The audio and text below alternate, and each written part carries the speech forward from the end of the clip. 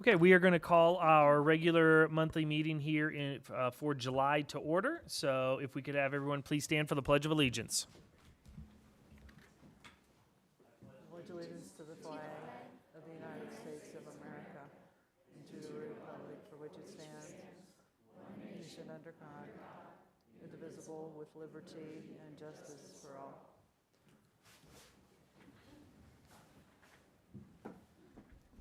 I'm representing my team for the Olympics tonight. That's why I'm in a little different thing, so that start tomorrow. Somebody asked me earlier. First, we want to welcome everybody who is here tonight, including those of you who are watching online. And we also want to extend a welcome to 4 individuals who are now at their first true official meeting here for the LSR7 district. So we have Dr. Nathan Holder, who is here. So welcome. We have Dr. Brett Potts, who is here. So welcome. Ms. Shelley Sanders is here as well. And Dr. Heather Kinney is also here. So welcome, and welcome to the team officially. So.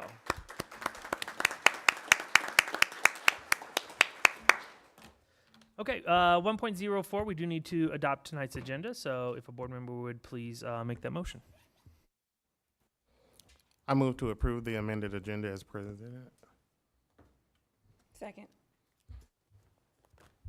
We have the motion and a second for tonight's agenda. Is there any discussion? Seeing none, all those in favor, please raise your hand and say aye. Aye. All those opposed?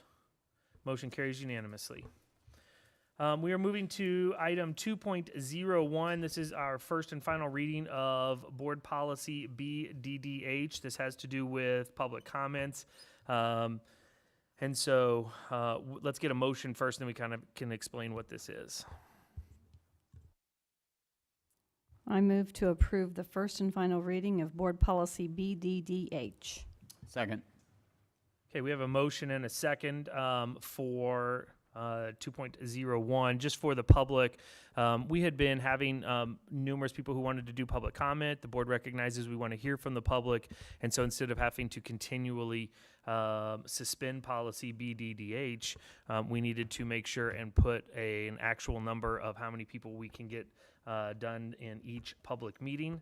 And so we will allow 10 speakers and still allow 3 minutes at each meeting, and that's what BDDH will now say. So, any other discussion about this policy?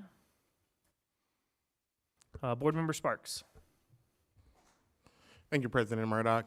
I just wanted to also just acknowledge that through our conversation, that one of the things that I guess I made it very clear through our communication is that even though we are actually expanding where we were through this policy, that we as a board have also made the commitment to create other avenues of engagement with the community. And so I just thought that that was great to add on tonight. That is accurate. Yeah, so we're going from 7 speakers to 10, and then we are talking about trying to figure out a way to get the planning for some of the different avenues, including town halls and stuff that we discussed. That's correct. Any other discussion? Okay. All those in favor, please raise your hand and say aye. Aye. All those opposed? The motion carries unanimously. We go to 3.01. This is our superintendent's report, and we'll turn it over to Dr. Buck. Good evening, everyone. Good evening, board. Some exciting things today to share with you. So first off, on student side, on student performance, every year Gatorade picks a number 1 athlete in the entire state in each sport. So the Missouri High School USA Today Gatorade Awards, we have 4 of them here. And now, just to give you context, that's all classes. That's private, public, charter. So you're talking over 700 probably high schools, 600-700 high schools in the state. And 4 of the number 1 sports individuals this last year are from Lee Summit. And all 3 high schools are represented. So congratulations to Tiger High's track and field athlete, Johnny Brackens Jr., who's going to be at USC next year. Congratulations to LS North's Mackenzie Fielder, who is also ranked, depending on which ranking, number 1 or number 2 in the nation out of high school. She's going to be playing softball at University of Washington. Hogan Stoker at West, who played tennis, who's going to play tennis for Austin Peay State University. And then last but not least, Lee Summit North swimmer Daniel Worth, who competed in the Olympic trials and will be competing at University of Virginia next year. So kudos to all 4 of those individuals. I'm also excited to let you know that one of our own, Lee Summit North teacher coach Donnie Campbell, was on the Today Show this morning.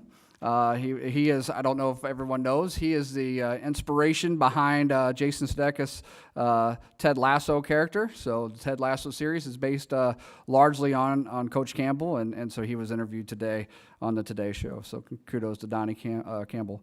Also congratulations to Lee Summit West debate teacher Matt Good. We announced him previously as a District Teacher of the Year. He is now a regional finalist for the state for Teacher of the Year, so kudos to him. Summit Tech Academy is receiving national attention for developing the next generation of leaders in aerospace industry. This is a one-of-a-kind-in-the-nation program, by the way. So much so that the Federal Aviation Administrator, Steve Dixon, came and visited us, and he stayed well over an hour longer than he was supposed to, so he was missing his next visit. He couldn't get enough of what we're doing, launching in our Aerospace Academy.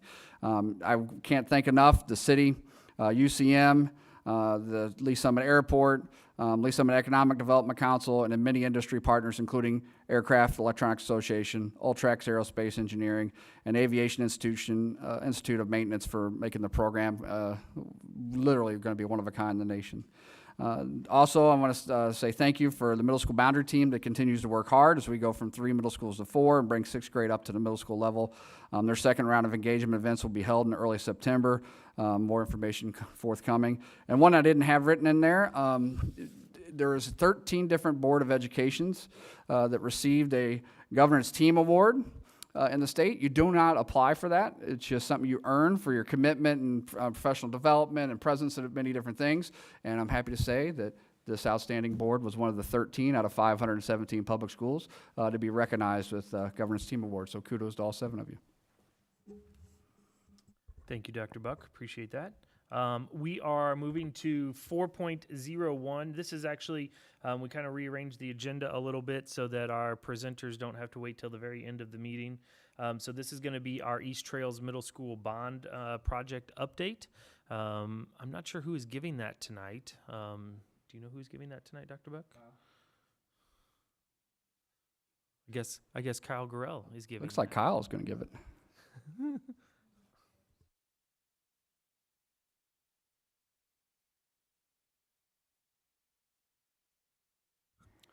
Thank you. I'm completely unprepared, but a member McCall Gordon was going to be here tonight to present. East Trails Middle School. This project is going really well, and we're really excited to finally have some dry weather and be able to keep moving forward. We were kind of stuck in a swamp for about a month, and you see the building looking east, and on the left, the black area, that's the sixth grade area. That's the waterproofing on the that goes behind the brick, and then the 7th and 8th grade pods are also fully framed up. And so, just to share a little bit about material delays, we do have insulation on the job currently, and the 6th and 7th grade pods are dried in with insulation. We've got about 6 weeks of time where they can keep working inside the building and get drywall up, but we need some more insulation fast, and so they're working hard to source that and get it coming. So they started setting precast this week. Those are the large concrete panels that would be off to the right, just off the edge of the gym, and those are going really well. Keep moving on. This is the front door of the school. So that'll be the front entry, the lobby. Back behind it, that big volume, is the cafeteria, and then the library right behind it with the gym to your right. So this is the opposite direction look. So we'd be standing in the library and looking back through the commons area towards the front door. the Lee Summit High baseball softball complex. Really excited to see this moving forward. They're getting the base rock down, just about done with the drainage, and we'll have them start laying turf probably here just within the next couple of weeks. So we'll start to see some green go down, and we are still on schedule by around the 1st of September to get the softball field up and running for the team. So it'll be a really fun event when we get out there and actually host a game.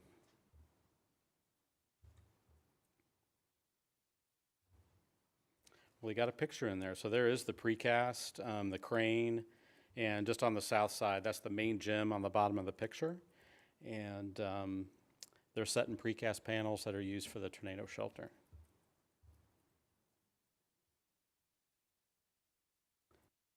That's a crane road, if anybody's interested. It's a really exciting photo.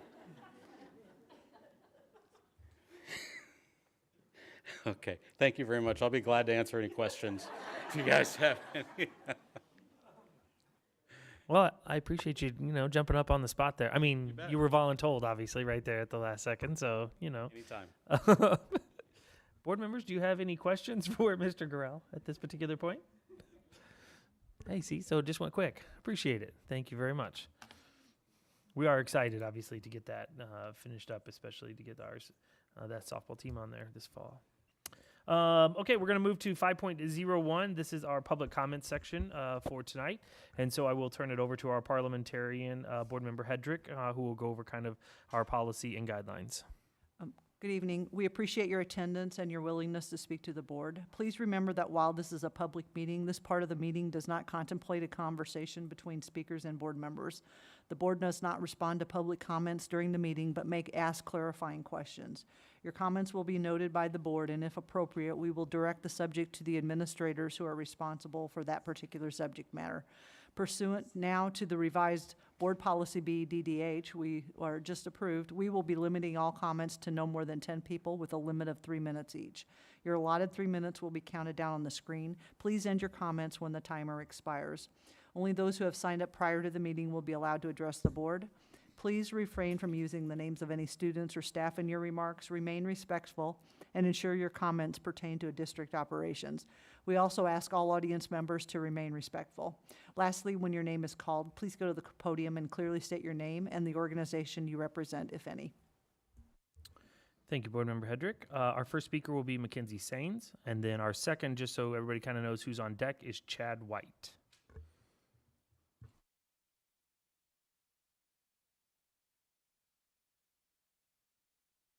I'm sorry, Sands. I messed up your last name. I apologize. She even reminded me, and I still messed it up. So.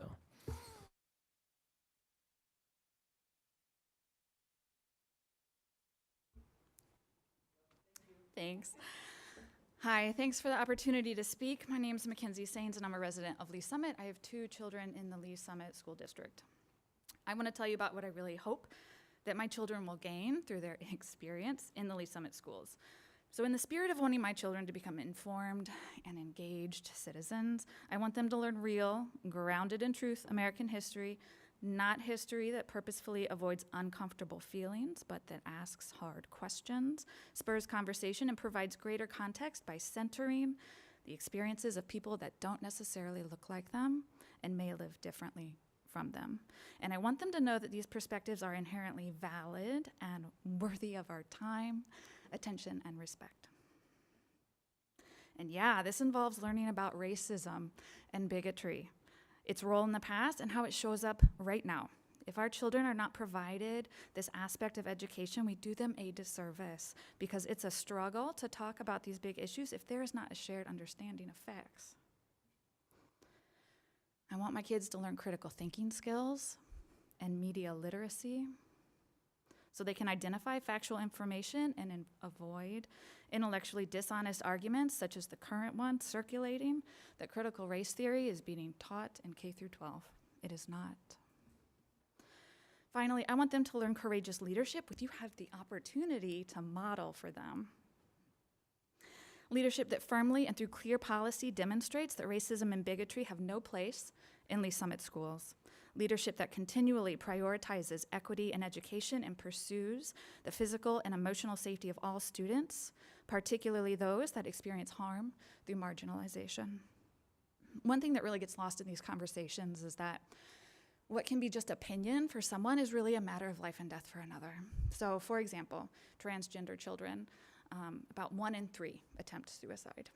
The number one preventive measure you can do is affirm their existence and use their preferred pronouns. And that's the level of impact we're talking about here. Courageous leadership recognizes when harm has occurred and seeks to understand, repair, and do better. It's not bullied by community members espousing misinformation, regardless of how loud those voices are.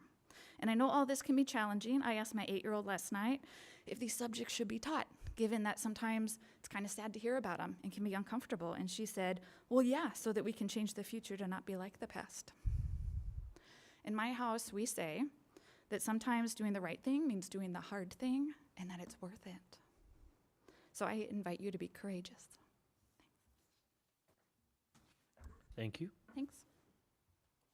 Our next speaker will be Chad White, and then Mr. and Mrs. Chris Jackson would be next. Good evening. So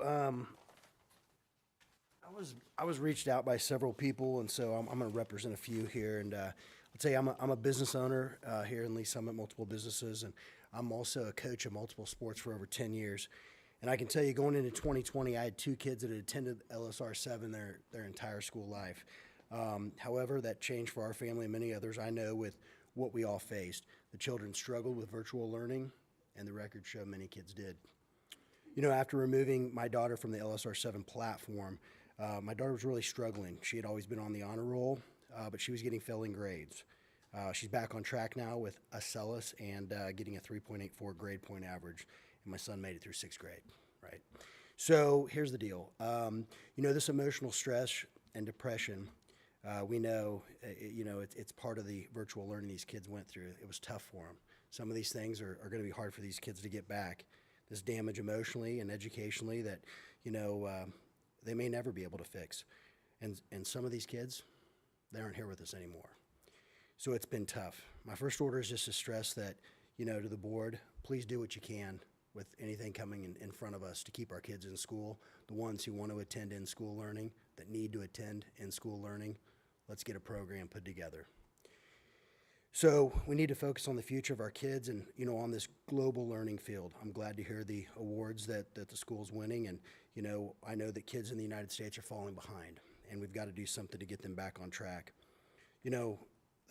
Our first focus shouldn't be things that are talked about like the critical race theory and creating diversity, not equity, a theory that was started almost 50 years ago, and by the way, was actually designed to fight against injustice in both the political and criminal systems.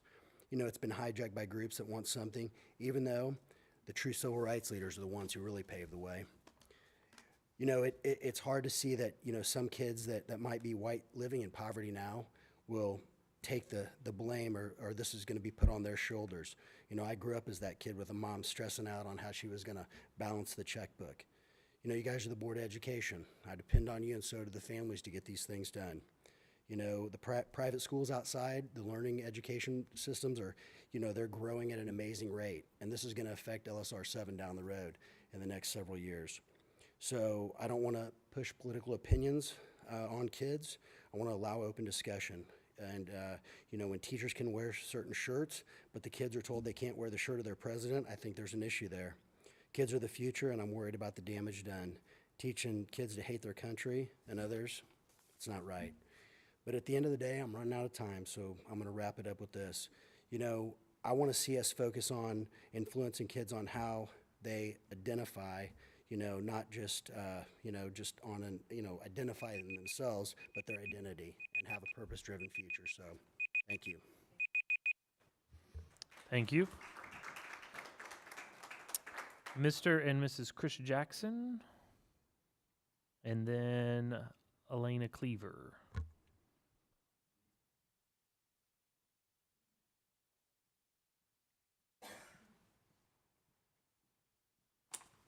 Hello, board. I promise you I'm one person. I'm not Mr. and Mrs. So, Let's clear that out. Mrs. couldn't be here tonight. But so my name is Christopher Jackson. I'm a resident of Lee Summit. I'm a member of Suburban Balance. I'm also a radio show host here and a podcaster. My show is called Street Therapy. And the one thing that I've noticed within this last year, maybe maybe more than a year, is that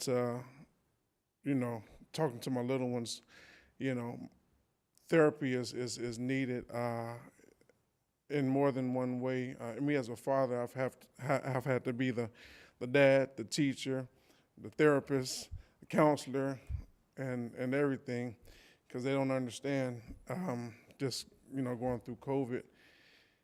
And I think when we add so much on our children, we pay for it, man, and we see it in our eyes that it's definitely tough, and it hurts me as a father. So I don't know much about critical race theory. I've been kind of reading up on it and listening to different podcasts and listening to different things, audiobooks and books and things. So I would say that I hope that this critical race theory, I hope it works, and I hope it shows everybody that we are equal. I think last time that I spoke here, I talked about the board members. I said there was no equity in the board members. Nobody looked like me, but everybody that came up and talked looked like, me and other people and things like that. I'm proud to say that there are other members that look like me and come from my race. You may not think that that's important, but it really is. To go into a place and see somebody that looks like you, that means a lot. It just does. Whether people think it does or not. But I had some questions I was going to talk about, just as far as Black history and things like that. Just a lot of stuff that we don't hear about in Black history. A lot of pioneers that we don't hear about, in Black history, and I think that they're important to us so much more than we should know, and I think that should be taught, and time was gone from me, but, I'll say this in closing, that our children are watching. We're here where we live from afar. They hear what we say, and they learn how we live, and our choices not by their words. And what that means to me is that, we say everything, but our children are watching us, and they're seeing that, and it's affecting them in more ways than one. And, we come up and, people yelling and screaming and stuff, but at the end of the day, our children should be the one, to be honest with you, they should be the ones up here talking about how they really feel about it. Thank you. Thank you. Elena Cleaver, and then Rachel Aguirre.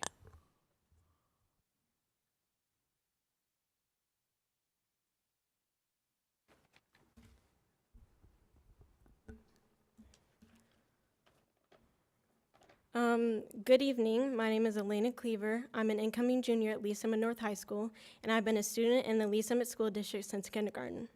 I'm here tonight because I feel that it is crucial for you all to hear from a student's perspective, especially a student of color's perspective, regarding inequality in the LSR7 school district. Last year, a white teacher at PLMS used a racial slur, and instead of being fired, he got little more than a slap on the wrist. Sadly, racial incidents such as that are not uncommon in the Lee Summit School District, and it makes me, as a Black student, feel undervalued, unappreciated, and unsafe because racist comments and racist actions go unpunished by the school board.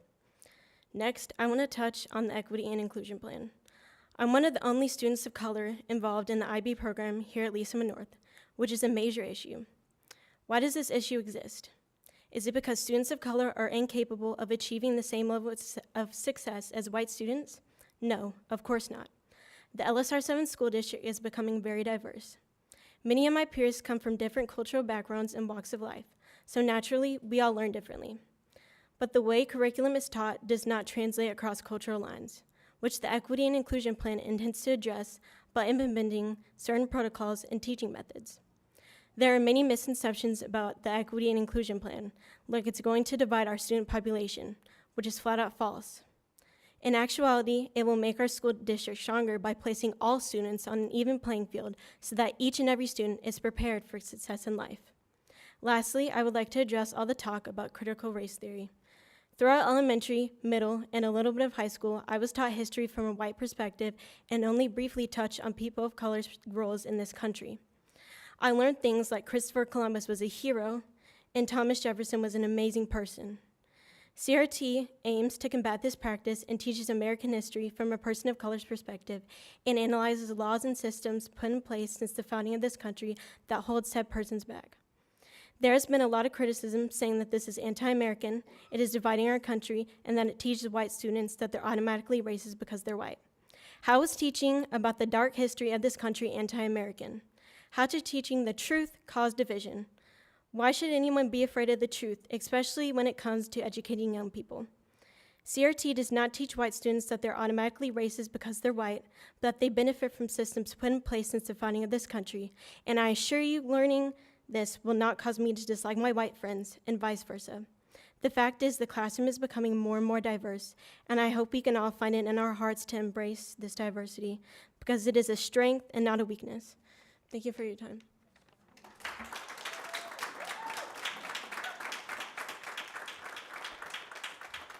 Thank you. Our next speaker is Rachel Aguirre, and then Faith Hodges. Good evening.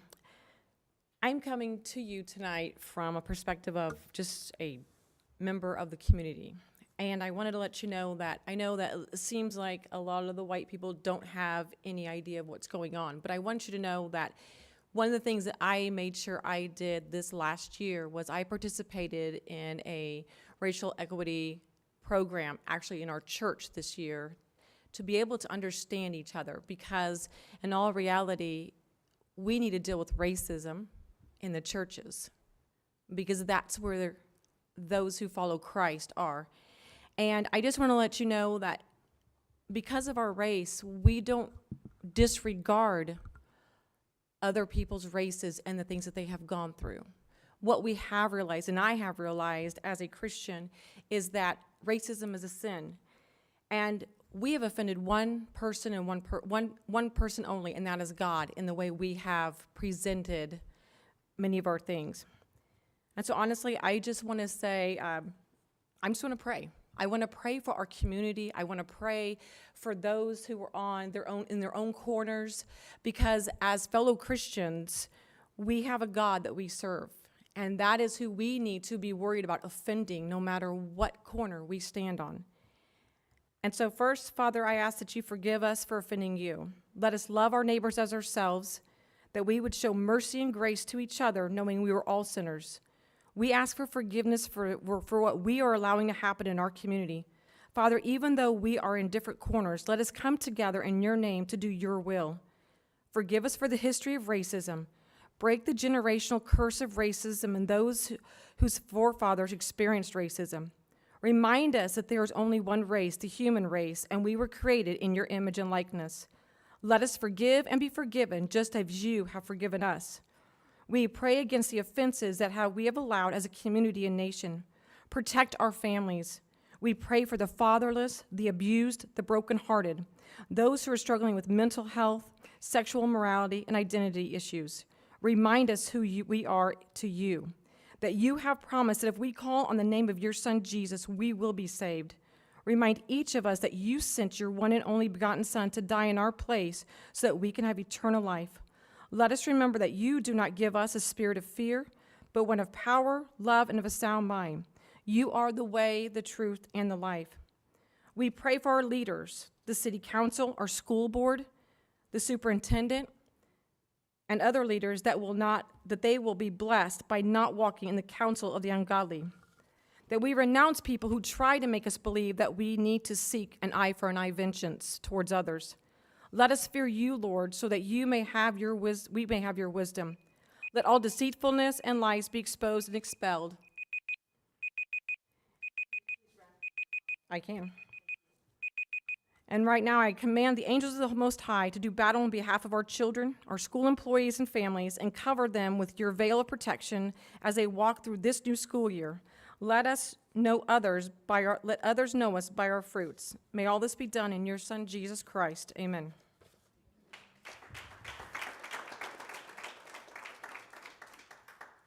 Faith Hodges, and then Amy Cook.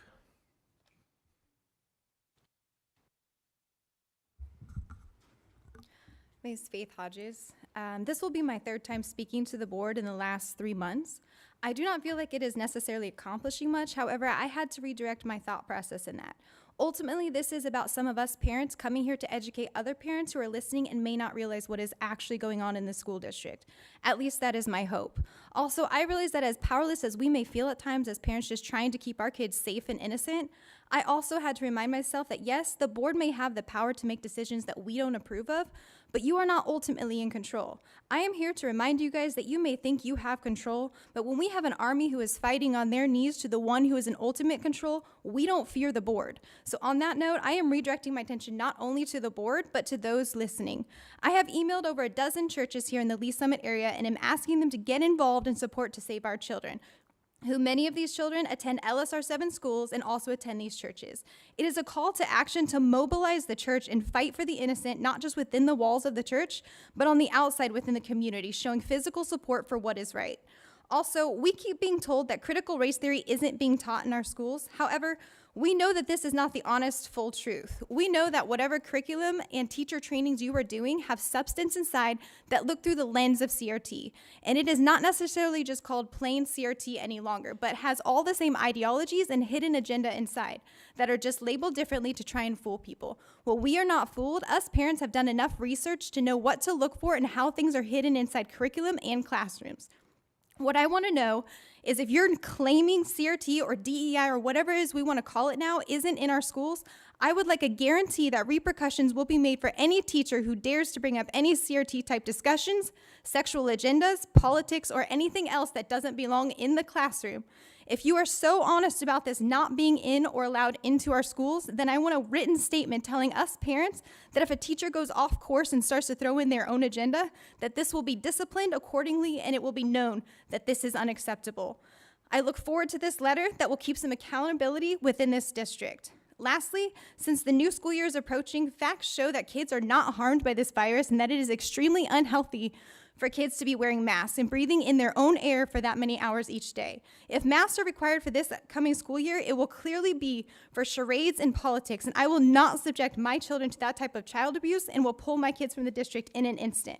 Stop saying that kids are fine with wearing masks. Kids are being obedient like they are taught to do. It is not their job to decipher through the risk and benefit of wearing a mask. So stop politicizing our kids and let's get back to letting them be just that, kids. Thank you.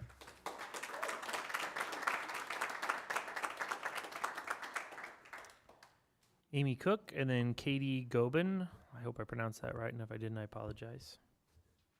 Good evening. This is the story of Maya, a former student at Summit Lakes Middle School. In January of 2020, Maya's family discovered their 14-year-old daughter was leading a double life when she was attending school. Maya had been in counseling for over a year due to some traumatic events, and the family was aware that Maya had expressed interest in being trans. The family knew that Maya was struggling, and they were supporting her through counseling. What the family did not know was that during the day, Maya was being encouraged to embrace being transgender at school. At school, Maya was surrounded by gender-affirming educators and counselors who were pushing her to quickly accept her new identity and praised her for her brave new choice. Maya's family discovered her double life accidentally when they found a homework page in her backpack with a different name written on it. Maya had switched her name to Max. In addition, they found out that Maya had checked out a book called Transmission, My Quest to Grow a Beard by Alex Birdie from the middle school library. This book is about a teenage girl's journey to a full transition from female to male. The school librarian recommended and encouraged Maya to check out this book. Maya told her parents that every teacher she had asked to call her Max did so enthusiastically and without question. Most egregious, Maya told her parents how she had recently visited a school counselor about her struggle with transgenderism, and that during the interaction, the counselor asked Maya if she felt safe at home and accepted by her family. The counselor went on to advise Maya that if she did not feel safe at home, and that they had options for the school, and she could always ask the school to help in regards to emancipation from her family. The counselor had no idea that Maya had been the target of an online predator and that she was in counseling with a licensed medical health therapist. This counselor, nor a single teacher at Summit Lakes, ever reached out to Maya's parents at all. The counselor tried to usurp the parental rights of this family. After making these discoveries, Maya's parents set up a meeting with the principal and attempted to get a copy of the materials Maya had checked out from the school library. The school librarian told Maya's parents that she could not give them a copy of these materials because it would be in violation of the students' rights. Keep in mind, Maya was a 14-year-old child, a minor child. During the meeting with the principal, Maya's parents realized how little the district cared about their concerns for their child. The principal explained away the misinformed librarian and told them that he would get them a copy of the library materials. This was never produced. The principal seemed perplexed and did not understand why the parents would be concerned that the school was encouraging her to fully embrace becoming transgender. The principal was not alarmed that a single teacher, administrator, or counselor had never bothered to contact the family. To make matters worse, the principal did not believe the counselor had tried to give Maya options regarding emancipating herself from her family. Maya's family left without any solutions, library content, or zero assurances. I will be done in a minute. Maya did not return to LSR7 after 7th grade. She is a healthy, vibrant girl. This district does not own our children. Unfortunately, Maya's story is not unique. Ms. Cook, your Other time has students elapsed. have experienced this and are experiencing this now. Shame on you, Lee Summit. Shame on you. Thank you.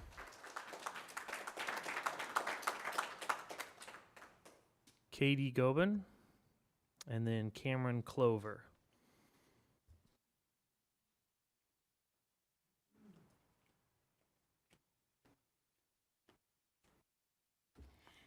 Hi, I'm Katie Gobin, obviously, not public speaker at all. I just want to say I graduated from here many, many years ago, and I wanted to do the best as I could as a single mom, so I made sure I worked very hard to get him into the school district. At times, I work 2 jobs, so I take time away from my kids so that he can be at the school district. I'm not going to tell you guys how to do your job because obviously I did not train to be a teacher.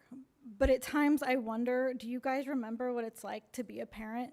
We're not here to fight you. We're not here to argue with you. We're worried about our kids. Our kids are our life. They are what gets us up every day.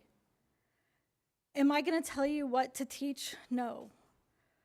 But there are times things can be harmful for our kids. There are things that the parents are saying, give us some information. Tell us what is being taught to our kids. Not because we don't agree with you, it's because we are trying to have an active life in our kids' school. It's not because we want to argue, like I said, but we are scared. We don't want to be here every night arguing with you. We don't want to be here yelling because we have other things we could be doing.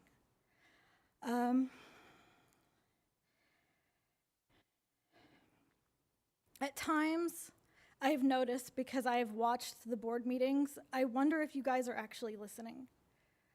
In body language, I've noticed people aren't paying attention. There are parents out here, their shoulders are hunched because they are tired of fighting. But our kids are what is worth fighting for. We feel that we should be able to trust you with our kids. And that is the hardest thing to ask for a parent, is to trust somebody with our kid. Because, again, they're our life. And there are parents out here that I can tell are starting to not trust you. So I ask again, do you remember what it's like to be a parent who goes to bed at night crying because they don't know if they're doing the right thing? I know me, I have a special needs kid who's 6, and there are times I feel like I'm failing him. But I work hard. I try to make sure my kid gets all the help he needs. And sometimes there are things that should be taught in school, yes. But there are things that you need to remember that parents should be teaching. Thank you.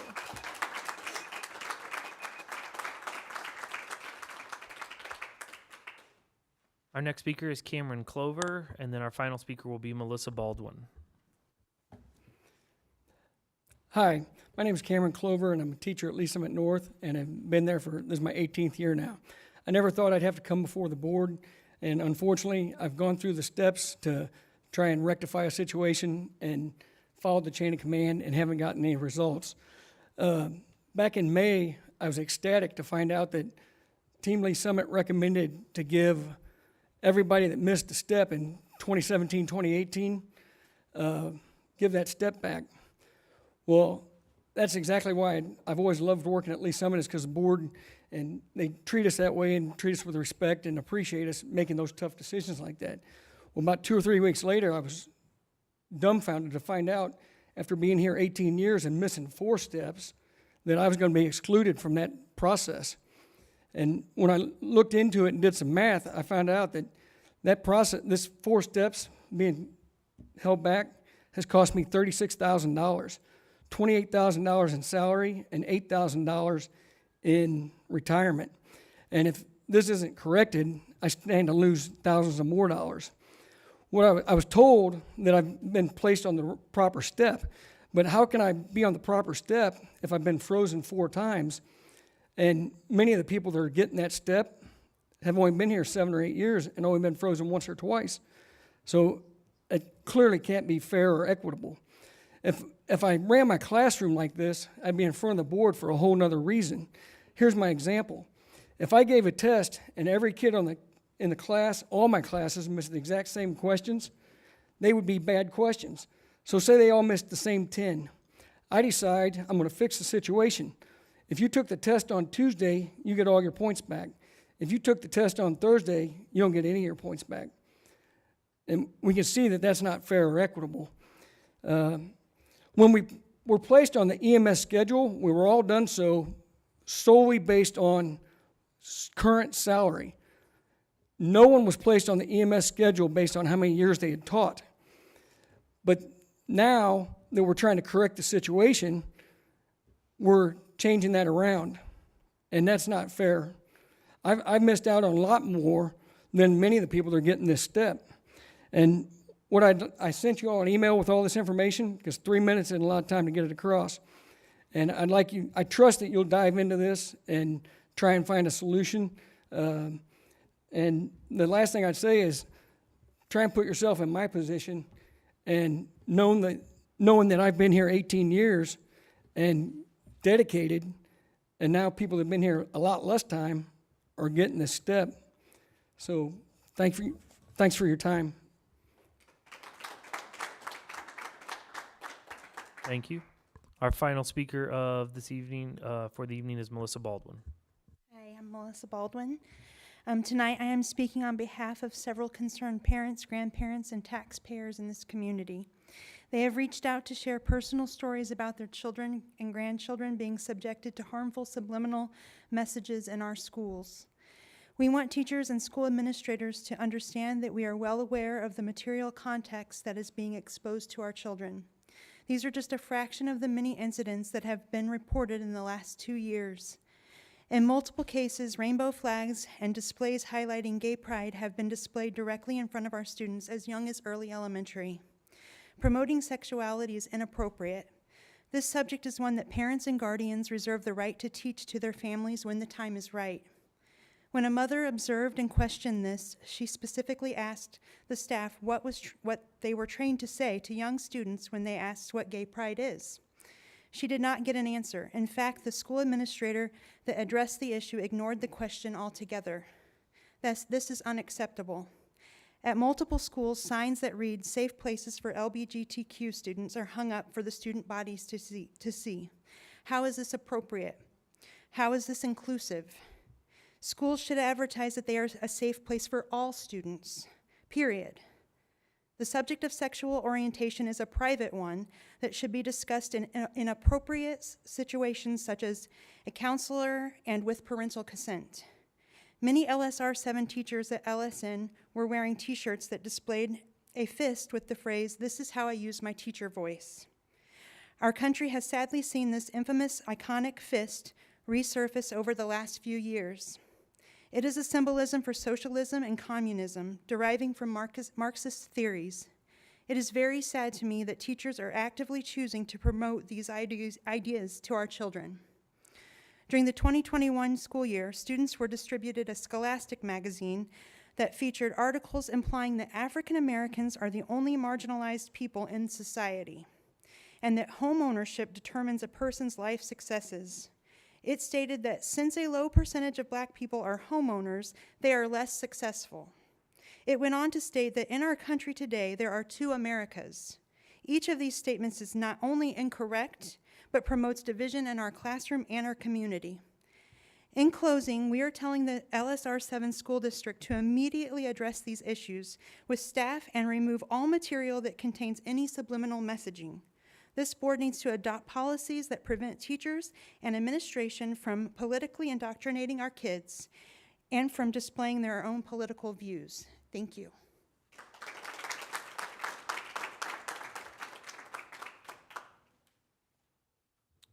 That does conclude public comments for this evening. So we will move on to item 6, which is 6.01, the board reports or meetings attended. And we will start actually with Board Member Campbell this evening. Great, thank you. I attended the Finance Committee meeting with Board Member Hedricks, and I know she'll share quite a bit more information about that, so I won't go into detail. I also attended with my fellow board members the MSBA sessions. A couple that I will highlight that I loved, a session about healthcare clinics and healthcare offerings for our students. That was really great and interesting information, as well as another one about a school in Liberty where they're actually doing unschool kind of things. And it's really thinking outside the box and working on a project focus, and they're doing some awesome things and shared a great deal of information with us. So I really enjoyed that as well. Thank you. Board Member Hedrick? I just have a couple to report. One would be the finance, and I'll be giving that report in just a little bit. We also had a school board policy committee meeting. That committee had a primary focus on just a few things. It was kind of an after-action review from the presentation that group made to the board during the work session in June. We also talked about how we replaced 2 members of that committee because 2 of our current members have new job assignments for this current school year. So that's kind of in the works. We did review the most recent MSBA recommended policy changes, and then we identified that our work this year will be focused on board policies in the G series, which has to do with personnel.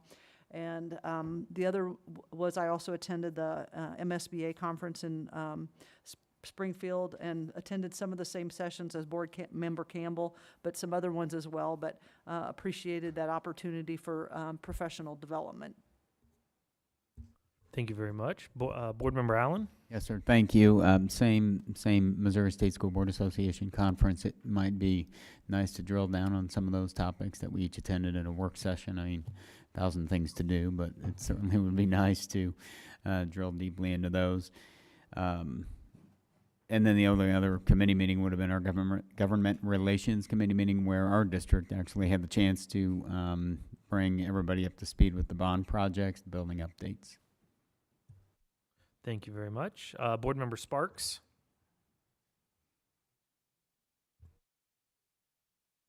Board Member Fritchie, I'm sorry. Yes, that's totally me. Okay, thank you.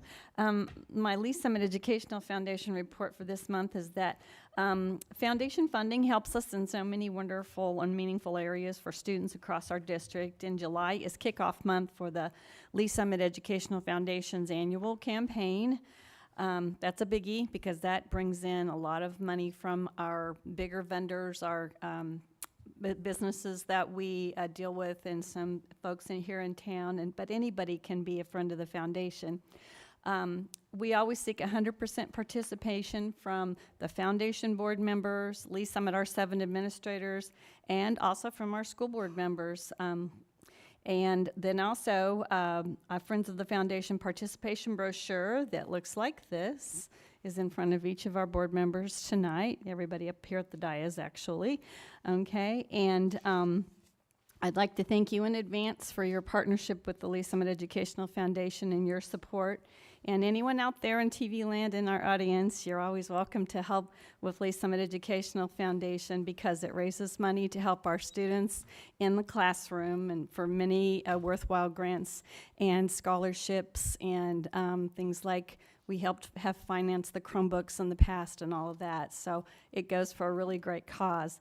The biggest event that's upcoming for the foundation will be not until October 9th, but the preparations are already in place for Race for the Future, which is one of our two big fundraisers for the year. It's our annual 5K, and last year we did it virtually, and this year we're hoping to have it on site at Lee Summit West once again.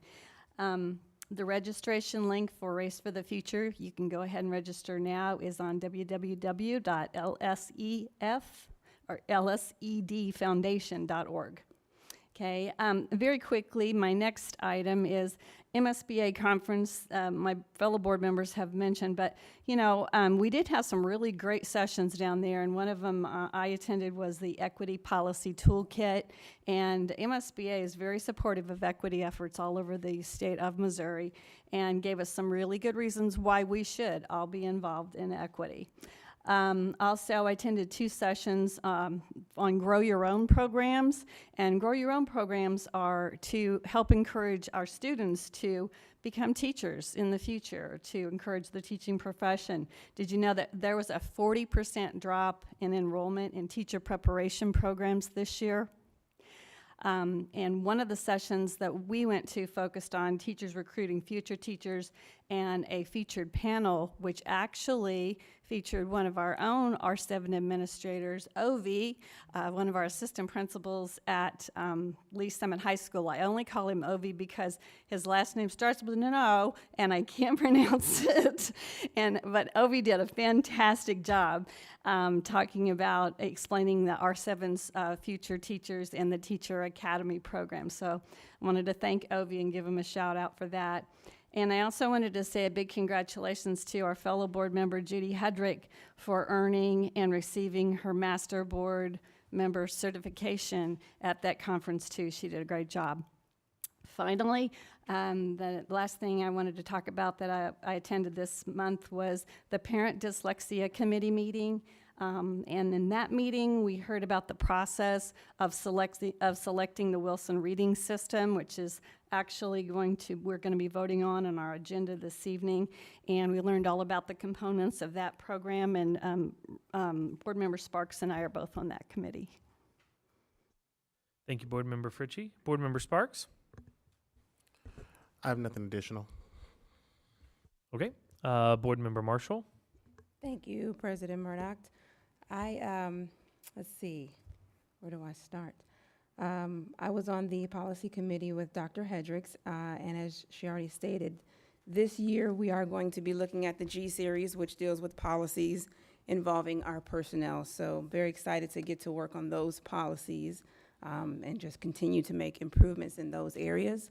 Last night or yesterday afternoon, I was on the webinar with MSBA doing the the legislative summary, and there are about 25 to almost 30 pieces of legislation that are impacting public schools, and they are signed. They will go into effect on August 28th unless there's an emergency situation. So for all of those, you can go to the MSBA website, and they are under a tab you'll see on the homepage that says Advocate for Public Education, and you can read in detail what they are, how they impact your school, and there's even information in there on how you can contact your specific representative and voice how you feel on those different pieces of legislation. Another committee that I attended was the Lee Summit Cares Committee, and we talked about the focus for this coming year is different programs and initiatives that are focusing on being able to reach more students. We had a few people that spoke with public comments about mental health and how our children have been impacted this year. Teachers as well. Lee Summit Cares is a community organization, so we are getting proactive on getting those, well, finding those who need the resources, getting those resources to them, and also, along with that, being proactive on eliminating barriers that may exist systematically or otherwise to get access to those resources. So more to come on that as the year unfolds. Lee Summit Cares is always looking for volunteers. So if you would like to volunteer to help in any capacity, please let myself know or anyone else on the Lee Summit Cares board. We'd be happy to put you to work. Thank you, Board Member Marshall. Just two quick additions from me. Number one is Board Member Marshall and I did have our leadership meeting with Dr. Buck prior to this particular meeting. And then the second one that I'm going to add, just because I did a lot of the same things that other board members did, is I did listen in on Tuesday to the joint hearing that went on in Jeff City related to education. It was enlightening. I'm not sure that that's the word I would use, other than to say my only thing I guess I would offer is I wish that there was more balance within the room. If we're going to talk about subjects, I think it would be fair to have both sides of the topic in the room if we're going to have governmental hearings. And that was not the case at this past hearing. So that kind of echoes Board Member Marshall's point to that, to contact legislators and let them know. So I think that that's kind of what I took from that. So, okay, we are going to, as I turned the mic off, I don't know why I did that. Sorry about that. We're going to move on to finance, and we are going to turn it over to Board Member Hedrick. Thank you very much.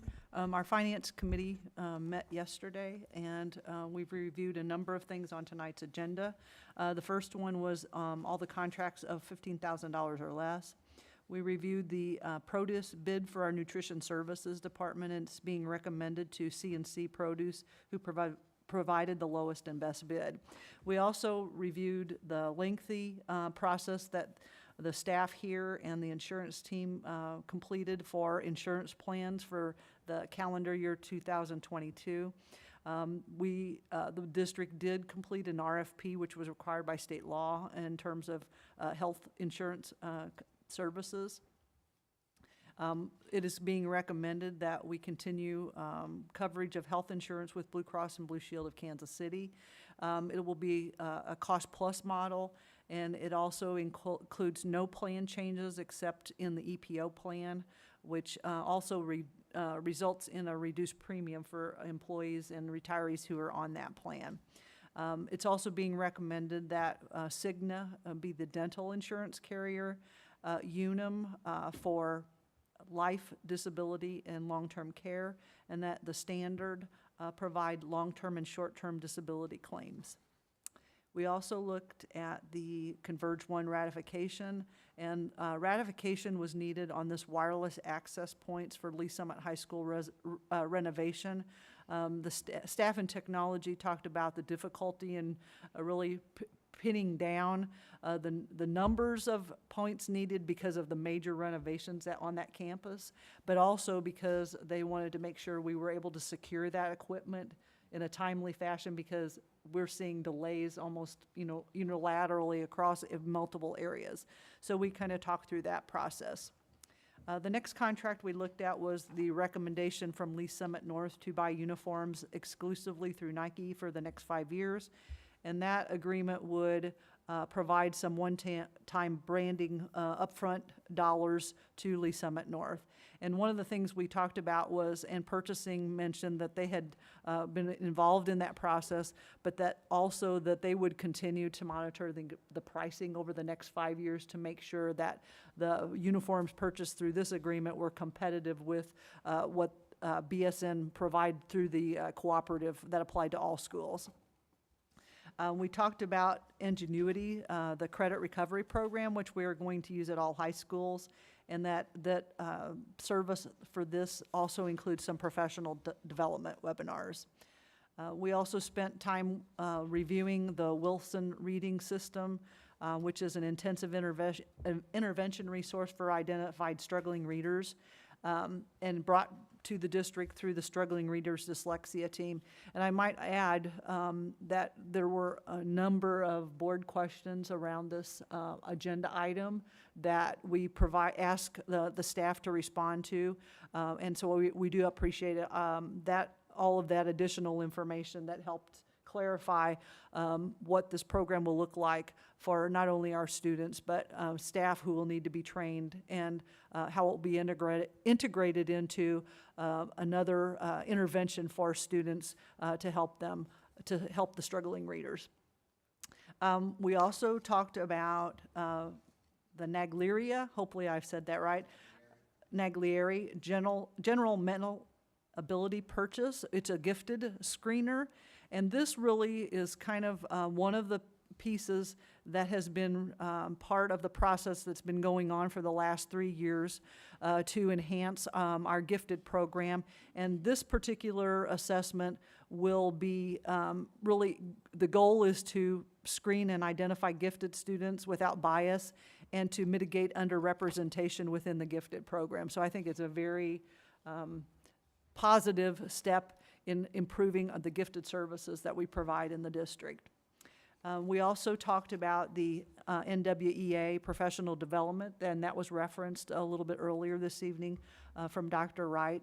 I think the thing that I found very helpful in having this discussion in finance was that this work would be some on-site workshops, but also virtual professional development, and that the focus will be on the use of the data and how we can operationalize that within the classrooms and buildings. So again, I think very, very positive. And that it was also noted that some of those virtual sessions would be utilized during the Friday late starts that are planned for this year. We also talked about the Memorandum of Understanding, or the MOU, between the district and the YMCA to provide services in our before and after school program. We also then talked about our commercial real estate sale contract for Paradise Park. And I think it's being recommended that we approve that. I think there's still some details to be ironed out, but it is on our agenda this evening. And then lastly, we did not have the actual bond report to talk about yesterday, but I think it has since been added to our agenda. But I do want to mention to you that Mr. Gorell did talk to the Finance Committee about the struggles we're seeing with all the material delays, and that all the work that he and all of our contractors are doing to keep the projects moving while waiting for some supplies so that they can continue. So they're doing a lot of work, extra work, I would say, to make sure things keep moving while we're dealing with all those material delays. So I just wanted him to know how much we appreciate that, because I know that's extra work for everyone involved, but it's really necessary for us to keep our projects on the schedule and hopefully as close as possible to being completed on time. So with that, I just have, we did review the finance reports, and I have a couple of actions. The revenue and expense report was reviewed, the investment report, and the transfer of funds. So with that, unless you have any questions, I will go ahead and make a motion. Is that all right at this point? Okay, to approve, I move to approve the transfer of $12,809,863.08 from the general fund to the special revenue fund. And just to note that number is $12 million because of all of the payrolls that are run in June to cover the July and August and some payrolls, which are all expensed in last fiscal year. Second. Okay, we have a motion and a second for 7.02 for the transfer of funds. Is there any discussion about the transfer of funds? Okay, all those in favor, please raise your hand and say aye. Aye. Aye. All those opposed? Motion carries unanimously. My other motion would be to approve the treasurer's report and payment of the bills. Motion and a second to approve the treasurer's report and payment of the bills. Any discussion on that? Okay, all those in favor, please raise your hand and say aye. Aye. All those opposed? Motion carries unanimously. Thank you very much, Dr. Hedrick. We are going to move on here to our consent agenda for tonight. So from one of the board members, if we could have a motion on our consent agenda, and then we can have any discussion necessary. I move to approve the consent agenda items as presented. Okay, we have a motion and a second to approve items 8.01 through 8.27.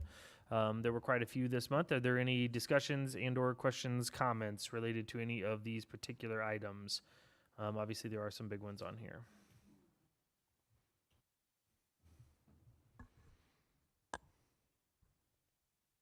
No? Good? Everybody good? Okay.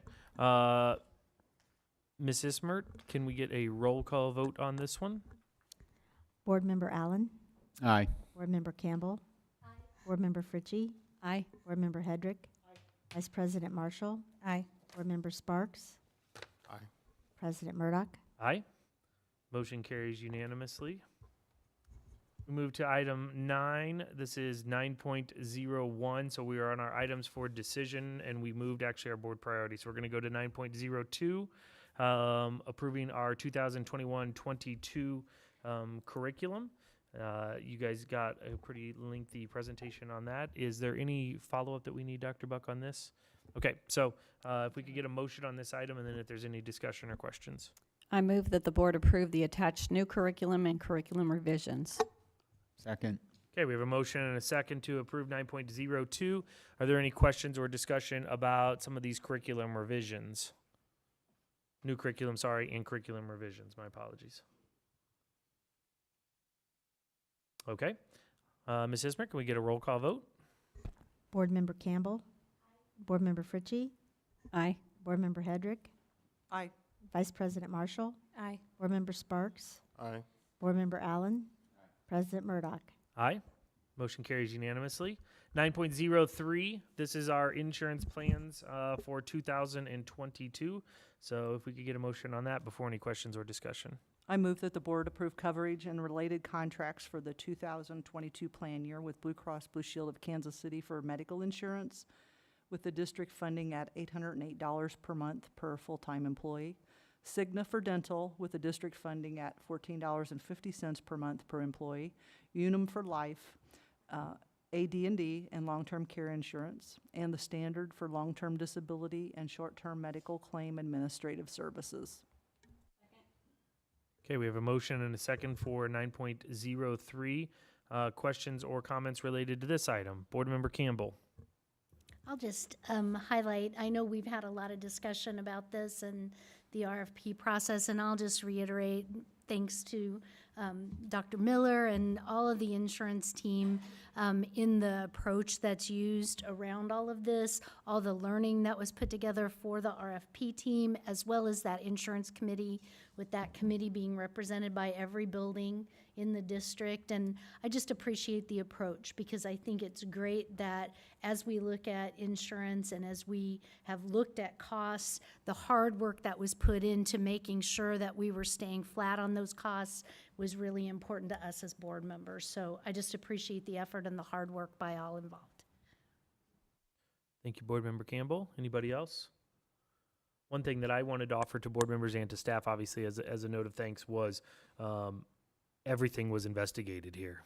I mean, really, we started, almost a year ago, right, on trying to make sure that with this process of the renewal, that we were looking at every avenue possible for how to contain health insurance costs, but still offer a robust benefits package, which I think we are doing here. And so I think that that's something that hopefully the public and especially our staff who benefit from it understand, is that it was a long process with a lot of investigation on any method possible to try to keep costs low for staff members. And so I do commend the entire insurance team. I think you did a fantastic job. Board Member Allen. Thank you, President Murdoch. Just a quick note on that. You'd mentioned 1 year. I would actually promote the fact that I think we started this discussion over 2 years ago, and certainly brought it to the attention of the broker that we wanted a policy or policies and coverage that was competitive, that are competitive. And it is an ever-moving target, And certainly we've already talked about next year and the next year following that. So I commend you because you were one standing on this pretty heavily, and I appreciate that. It's been a long road. Long road. Okay, any other questions or comments? Okay, Ms. Ismer, can we have a roll call vote on this one, please? Board Member Fritchie? Aye. Board Member Hedrick? Aye. Vice President Marshall? Aye. Board Member Sparks? Aye. Board Member Allen? Aye. Board Member Campbell? President Murdoch? Aye. Motion carries unanimously. 9.04, this is the commercial real estate contract for Paradise Park. So if we could get a motion on this item before any questions or discussion, please. I move that the board approve the commercial real estate contract to purchase Paradise Park, the asset purchase agreement, and the resolution to authorize the superintendent or his designee to sign closing documents on behalf of the district. Second. Okay, we have a motion and a second for the commercial real estate contract for Paradise Park. Are there any questions or comments related to this? Board Member Hedrick. Yeah, I think, hopefully I'm not mistaken, but the information that we received late, I think it was today, this afternoon, I'm sorry, I lose track of time, in regards to the HVAC systems, is any of that information problematic, or is that, have we put any dollar cost to that would have any significant impact on our planning at this point? So that was a known issue. It was originally just left off the contract, and we just caught it in the review. So that is currently being planned for. Thank you. I must have misinterpreted that. Thank you. I appreciate that clarification. Any other questions, Board Member Hedrick? Okay. Any other questions or comments related to the Paradise Park contract? I guess I just have one question. Sure. Since the intent of purchasing Paradise Park, have we done any more planning on what that looks like in between that time? No, I appreciate the question. We have met with early education administration, special education administration, architects. They've been out to walk the site and look at that. We've had nutrition services come over and look at the site. We have a team scheduled to go out and look at the site next week to look at the broader campus, the bigger campus, especially those outdoor attractions. So we're narrowing in. The conversation that we had with the early education administration and special ed, Dr. Mathis, it really helped us to think through more programming questions that teachers will have. One of the exciting things that, and we really appreciate John and Julie Ellis, they're going to open up the building so that when teachers come back to school and get back on contract, they can do a walkthrough collectively and brainstorm together about that instructional space. So if our hope is that we can do some early design and planning, and so maybe we can open that facility well in advance of the 2023 target date. It would be our hope that we could even attempt to do that by 22. Can you include me on that walkthrough? Board Member Allen. Thank you, and I'm putting you completely on the spot, and maybe it's a Dr. Buck sort of answer as well. The larger areas outside, I mean, conceptually, are we even to that point yet? I mean, I'm curious because I've had the question from folks occasionally of. We have a large team next week. I want to say it's a Wednesday, don't hold me to the day. A very large team from buildings, secondary buildings and such, and we're doing a walkthrough. Department chairs, I think, are invited. I know curriculum instruction folks are invited, administrators are invited. So a large team's going to go through there and start that process. But first, we want to get them there, put eyes and feet on the site, and then start that process. And I realize it had not been largely discussed, but I mean, acreage there is unbelievable. There's the road to the south. That is an access point that's not largely discussed. Where are we on the and what does the old fire station? What is that sort of going to maybe evolve into, or what is that? Still in discussion. Okay, I thought so. Just thought I'd ask. Thanks. Board Member Fritchie. Yes. I'm glad Board Member Sparks asked you that question, because I was wondering how many eyes we had on that. You know, and this is just a side note. This is so funny because my grandsons who go to Longview Elementary had heard about Paradise Park project, and of course my daughter, that was her first job ever, was at Paradise Park. So it's and John and Julie Ellis are very great people and close to the family. And my grandsons were so upset that Paradise Park wasn't going to be there anymore to go play in. And I said, but think about it this way.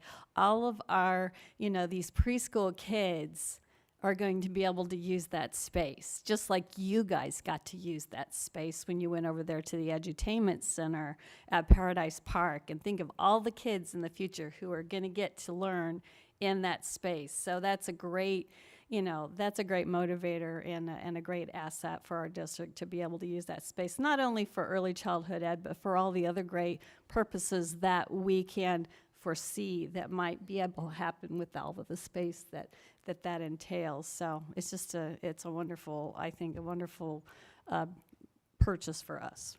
Thank you. Any other comments or questions related to Paradise Park? Ms. Ismer, can we have a roll call vote, please? Thank you, Dr. Miller. Appreciate it. Board Member Hedrick. Aye. Vice President Marshall. Aye. Board Member Sparks. Aye. Board Member Allen. Board Member Campbell. Board Member Fritchie. Aye. President Murdoch. Aye. Motion carries unanimously. We move to item 10.01. This is going to be our Aquatic Center annual program evaluation. I believe Quasi Pryor is here and will be making his way to the microphone. And so I'll talk slow as he comes up here to just fill the void. Fill the void. Welcome, Mr. Pryor. Thank you for being here.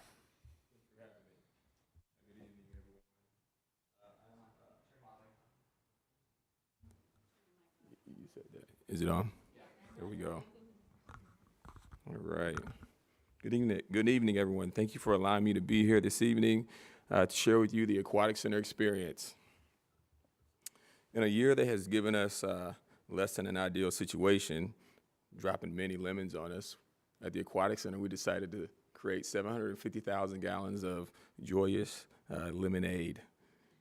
So, the Aquatic Center is located at 3498 Southwest Windermere Road, Windermere Drive, a quarter of a mile off of 150 Highway behind Summit Lakes Middle School. Our first-class facility offers our students the best learning and enriching environment possible. Since we are a lighthouse district, we love to showcase our lighthouse facility.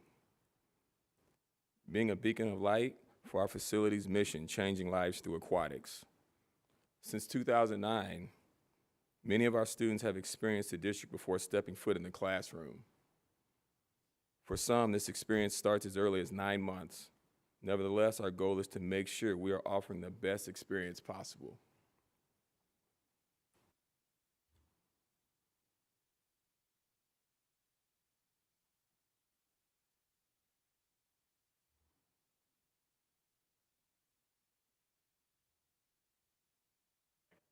All right. Here we're gonna go to.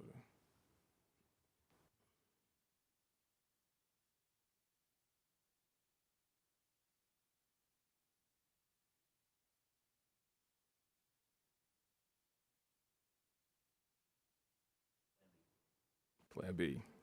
Let's do it. Please enjoy the short video.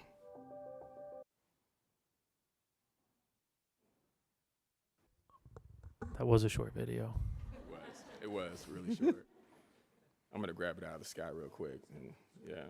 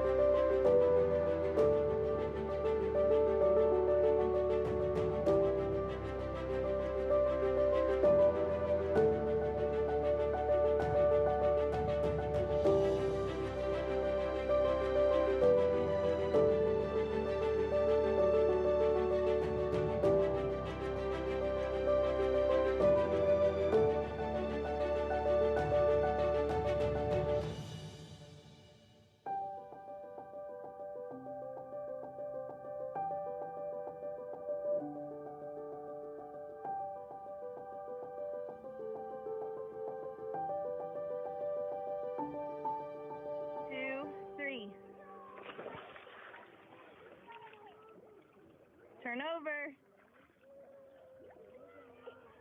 Good job, babe. Yeah.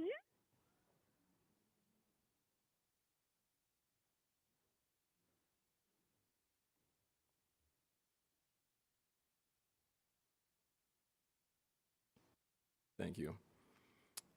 So at the Aquatic Center, we want to make sure we're providing an educational aquatic experience, and this starts before we even this started before we even opened the door. The young man pictured, he was one of our PE Swim 1 students back in 2019. His story would read something like this. I was a student in the Swim 1 class. Before the class, I didn't know how to swim, nor did I understand water safety. However, after I learned these skills, it prepared me to perform the job that I am in now as a lifeguard and a swimming instructor. So this young man now right here is teaching the skills of water safety and swimming skills to the next generation, the next crop that's going to come through. And just like I recruited him out of the class, I'm going to recruit these little ones one day too, right? Right. It's all about opportunity. I'm going to go to this page. This is our mission, changing lives through aquatics. I know you all have seen this mural before. We will always have this mural. As soon as you enter the Aquatic Center, this mural is on the wall, and it was painted by one of our students from Lee Summit West. And I'm very proud of this mural because it showcases not just what our mission is, but the type of talent we have in the district.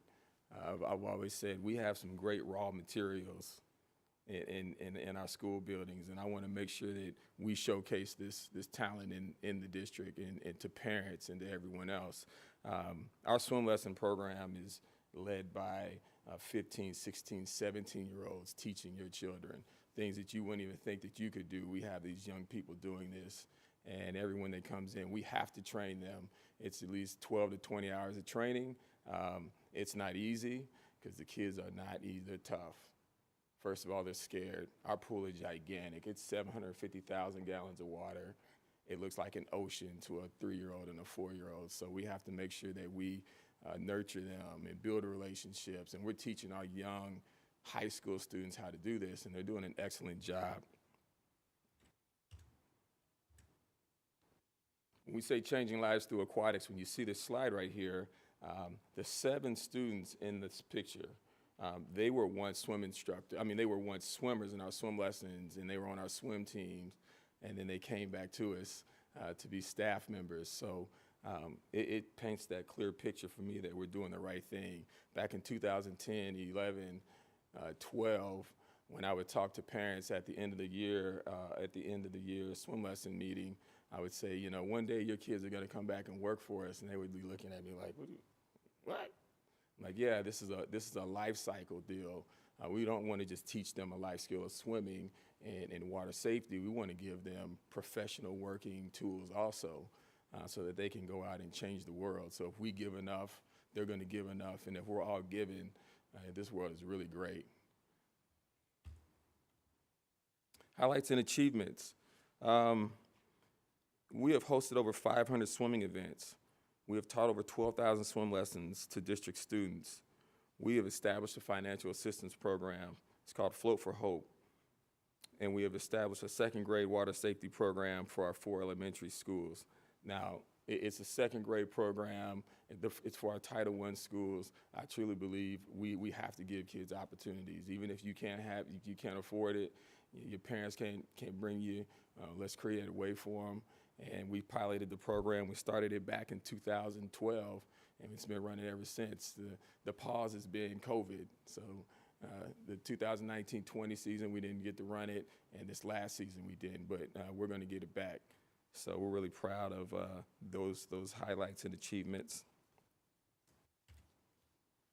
We had some good things happen in 2020-21 also. We hosted our first annual boater safety course. Again, education is huge. We want to make sure we're offering as much as we can for our students and our community. And because it's a shared facility, a lot of you all might not know this, but we offset the cost of the operation through programming. And I think this is one of the best models that we can put out in education, is to make sure that we're doing something that's bigger and better and greater than just what we got in the classroom. Because parents, they love what we do in school. Like, I love what my kids do at school. Like, but what enrichment activities are involved other than just what we have to offer in school? And then what is the cost of that? And if we can continue to cut down on the expense that we pay and offset it with revenue generating programs, it makes it that much better. So this is some department data. I could have left this out, and you may have asked me about one or two questions, but I want to make sure that we're being very transparent and we can kind of map out where we're at right now. Back in 2010 and 11, that was our second year of operation. It was a really dark day. I used to come to the finance committee meetings and be like, man, don't ask me any questions, please, right? Because you see that $312,000 shortfall, and it's like, man, it's heavy. But then over the years, we've just chopped away and been, doing a really good job of generating revenue. And really, it's all in the programming. We just really focus on the quality of the programs. And when we do that, everything else just falls in place. 2018-19 is the year that we're measuring up against, because that was a full fiscal year. We didn't want to put 19-20 due to COVID, and then we're comparing that to 2021. We're at a shortfall of $131,386.82. But this number isn't taken into consideration our usage. So before we had the aquatic center, we were paying rent to rent water space all over the city, and if we were to add that up like last year, we would say we would have ended up paying about $90,000 in rental, in water rental. So there's a lot to be said about owning your own facility and running your own business. And I like it under the district because I got to answer to you. Like, I can't mess up, right? So it works out well. The facility is 35,000 square feet. Like I said, it's 750,000 gallons of water. We have 45 employees, 2 full-time staff members, myself and Nicole, who's the program coordinator, and 43 part-time staff members. That's pretty big of an operation for us to be running. It's just 2 full-time people. At one point in time, it was me by myself, because I wanted to make sure we were making some money before I brought somebody else on board. So it's a good thing. It's been great.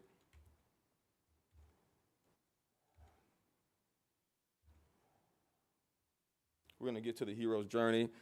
We have a winter swim league we've been running for the last 8 years. There are usually some high-hanging fruit things that I like to touch on, especially in enrichment programming. I feel like every program needs to touch on the physical side of growth, the psychological side of growth, and the sociological piece. If you put all 3 of those together, you can grow a young person to be whatever you want them to be. But if you miss out on one of those, there's some shortfalls. And so this last year, with everything that was going on, I realized that we needed to partner with someone, and it just happened to be Tom Merrill. He's a retired district teacher, and he had this program called the Hero's Journey. And I asked him if he would be willing to come in and just take like 20 minutes of our practice time to take our students through that hero's journey. And it was a 4-part series. We structured it so it was 11 to 17-year-olds getting involved in it. And we touched on heroes such as Elizabeth Eckford, Malala Yousafzai, and Edvard Munch. And we talked about the way that how they paved the way for some great things to happen within the world, not just in their small bubble. When you're young, you don't see the world for what it really is and how you can really impact. And we want to make sure that we are impacting them. So again, once they're done in the program, they can go impact others and then impact the world. We see this all the time. So that's a big piece. That's a big plug for us is the hero's journey. We're going to keep this going too from here on out. And then this is some auxiliary field space, some auxiliary facility space that we would like to see come to fruition. Now, it originally starts out with some meeting space. So we don't have a lot of space at the Aquatic Center. So when I'm having advisory team meetings, luckily my advisory team they're a bunch of retirees or pretending to be retirees, and we can meet at 12:30. If we try to meet at the traditional time at 6:30, 7:30, we wouldn't have enough space. There's just too much traffic in the building. So the 12:30 spot works out good. If we were to get some auxiliary space, just a meeting space, I just wouldn't want, I don't think it would be good for me to just think about, oh, I just need some meeting space. What else can we create for the students? And some auxiliary facility space would be great for multi-use purposes, for band, cheer, athletics, ROTC, robotics, wrestling tournaments, anything that we could think of where it's usually affected by weather or lack of infrastructure that we currently have. Again, I have on here a district wellness center, auxiliary seating space for large events, additional meeting space and training space for students, civic groups, so on and so forth.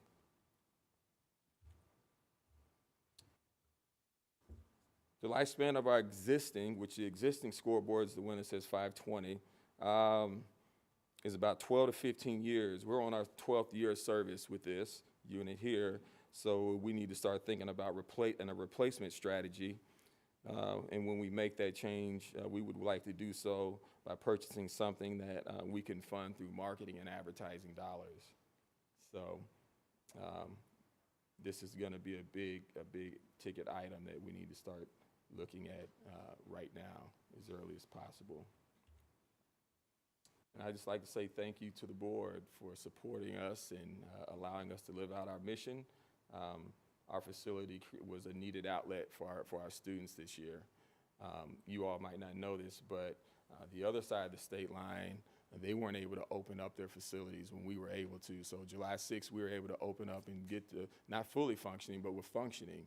And our parents, they were willing to sacrifice not being able to come in the building, not being able to be as present as they usually were in the previous years. So I do appreciate you all working it out and making a way for us and the students. So I'll take any questions. First, thank you very much for the presentation. We appreciate it. Board Member Fritchie? Yeah, it's a great presentation. Thank you, Quasi. First of all, I just wanted to say I love seeing that you were doing the Heroes program with the kids. I think that's awesome that you give them a little bit extra there. And it's really cool to see Tom Merrill's name on that too. He is one of our 7th grade social studies teachers at Pleasantly Middle School, and I was there. And that he is a dynamic guy, and I imagine he really motivates those kids. So that's great. I'm glad to see that. I thought it was interesting that you mentioned the need for auxiliary space and parking because experienced that firsthand. I think it was year before last when we went to Summit Lakes Middle School to see a production, and there was a swim meet going on the same night. And man, you couldn't find a parking spot in the whole parking lot there behind Summit Lakes. So I completely understand your need for more parking. And then, I heard some of the parents then too at the swim meet going, well, hey, we don't have any place to hang out at the swim meet.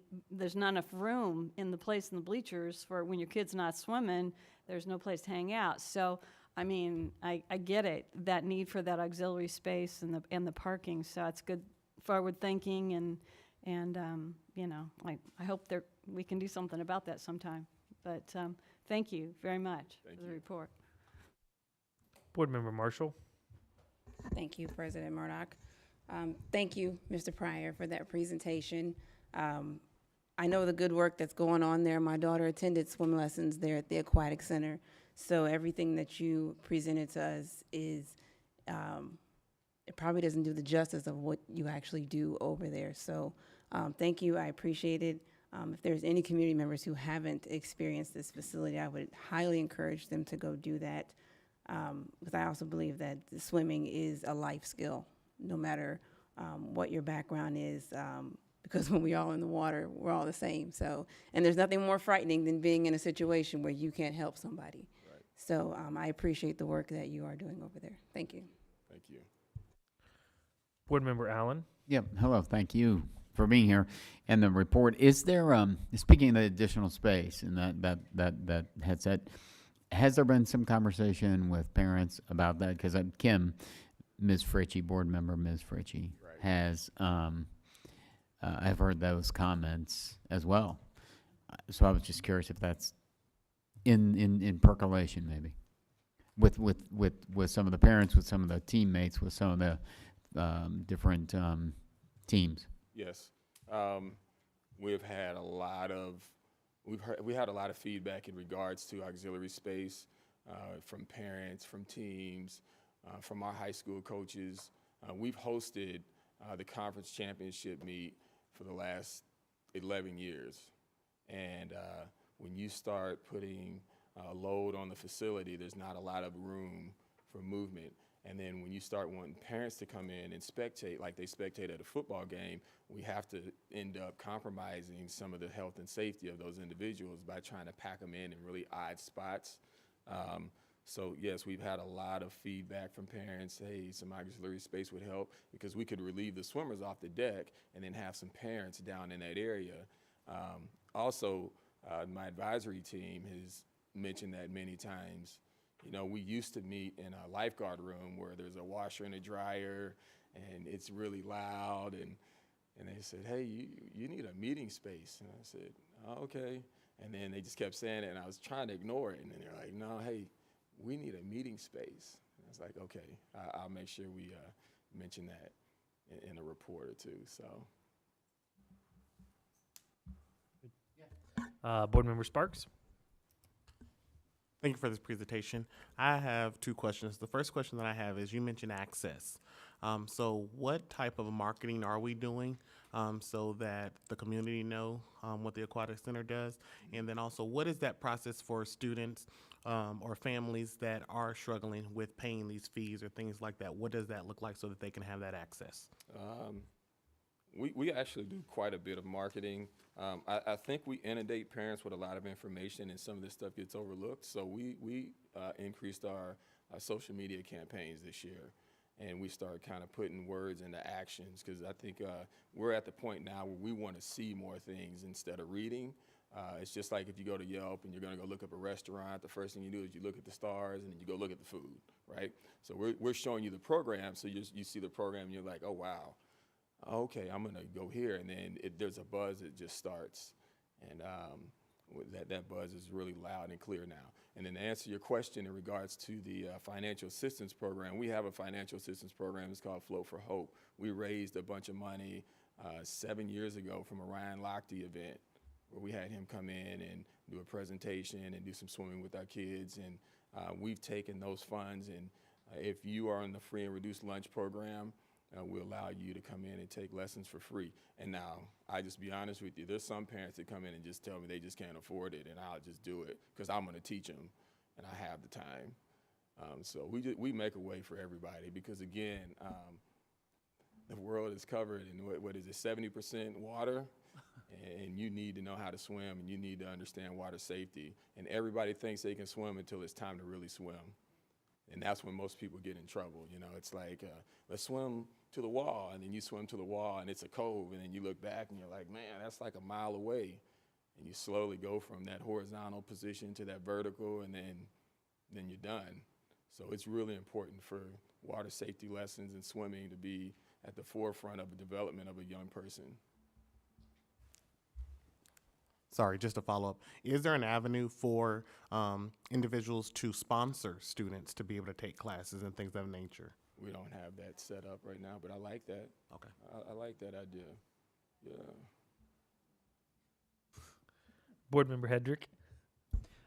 I just wondered, in terms of your additional facility space that you've referenced, have you been involved in conversations with Dr. Miller and Kyle in terms of including that maybe in some potential use of our bond premium resources that we have in the existing bond issue? Have you been part of that conversation, or? I've talked to Kyle about it.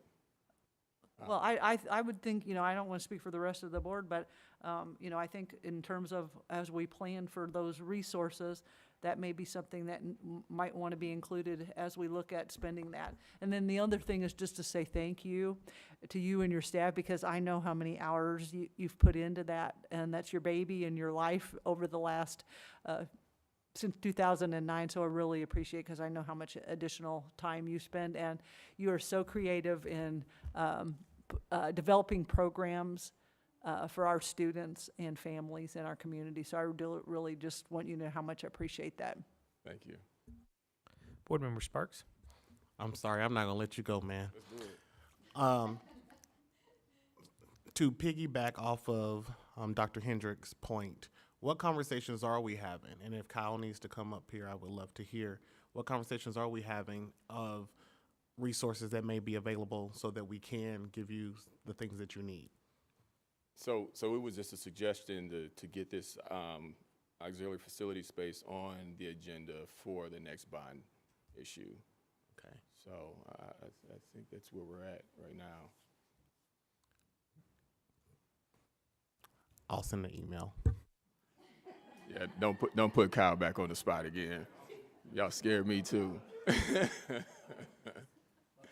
Kyle is coming up here. Hang on just a second, Board Member Fritchie. I thought we were all moving up the agenda when y'all called him up earlier. Yeah. So Kwasi and I have had conversations about that project, and I put just a real rough budget number to it.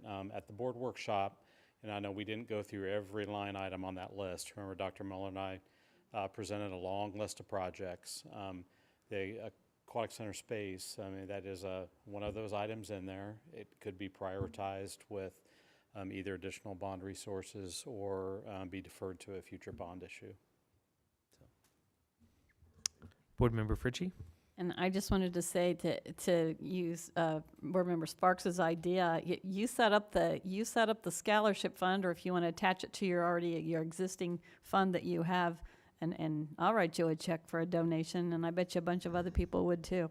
Because my grandsons did swim team for the first time this summer. It was the best thing they've done in a long time. It was exciting. It was wonderful for them. They loved it. So, I betcha. Hey, Kim, in church we say, how much of a check are you going to write?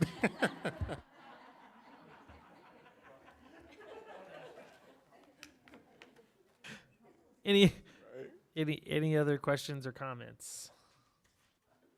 Mr. Pryor, thank you so much. We really appreciate you being here this evening. Thank you for having me. We're going to move to item 11. So our written reports, we had our annual destruction of district records and our bond budget update report, which got added there. So is there any comments or questions related to the written reports? I would encourage board members, obviously, with kind of the budget report getting added there, to make sure that you have looked through that. So any comments?